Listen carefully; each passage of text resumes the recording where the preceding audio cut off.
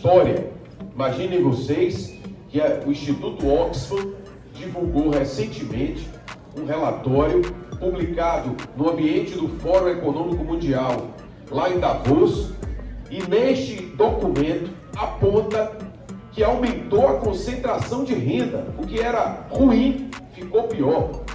Imagine que no meio da pandemia aumentou o número de bilionários e aumentou o número de famintos ao mesmo tempo. Como se explica essa questão? Como é que aumenta o consumo de produtos de luxo e aumenta também o número de pessoas miseráveis disputando carcaça de osso no Brasil e em outras partes do mundo?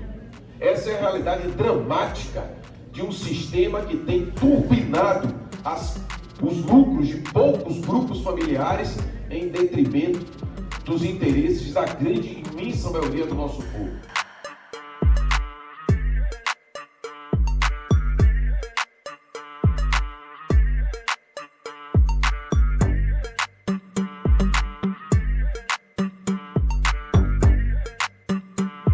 Augusto Vasconcelos. Dizer que a sua fala foi bastante significativa. Você fez uma viagem, né? No Brasil e no mundo e na nossa realidade. E dizer para vocês, aliás, fazer a seguinte pergunta. Diante da doença bolsonarista, porque eu chamo muito dos comportamentos, o escolher votar em Bolsonaro é uma coisa, escolher votar em Lula também é outra coisa, mas agir de forma odiosa, trazendo ódio, né, apresentando ódio,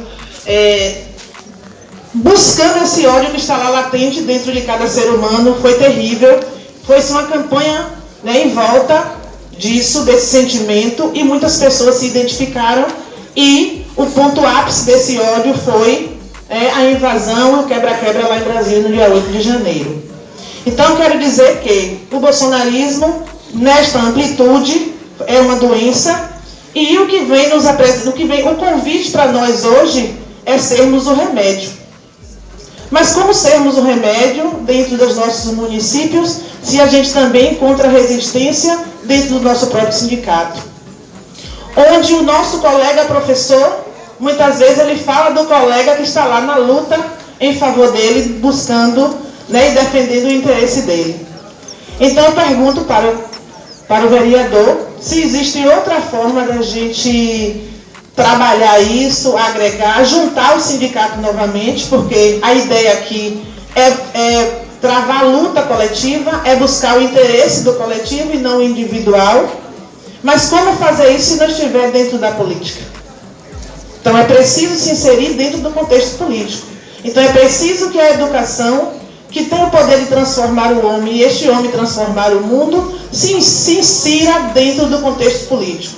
Não vai haver outra maneira. A vida das pessoas passa dentro do legislativo, não é, vereador? Toda ação do executivo passa por dentro do legislativo. Então, se a educação não estiver dentro do contexto político, como a gente vai conseguir defender o interesse da classe trabalhadora de modo geral? Estamos aqui com a classe da educação, mas existem tantas outras categorias. Então é preciso estar dentro desse contexto político. Então a campanha lá de 2020, professor Rui, né, mais educação na política, que fizemos camisa, né, para que incentivasse a classe trabalhadora da educação a adentrar dentro do contexto político. Então é preciso que a gente reforce, né, mais educação na política, sim, para defender a educação de qualidade, para defender...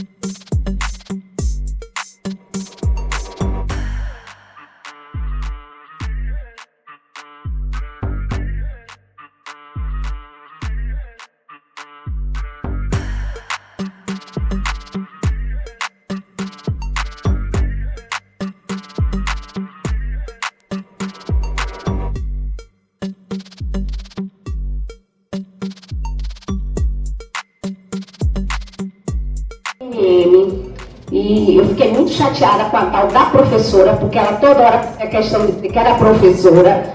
Eu estava muito pé da vida com aquela mulher. A orientação da CNM era: prefeitos e prefeitas, modifiquem imediatamente o plano de carreira do município de vocês.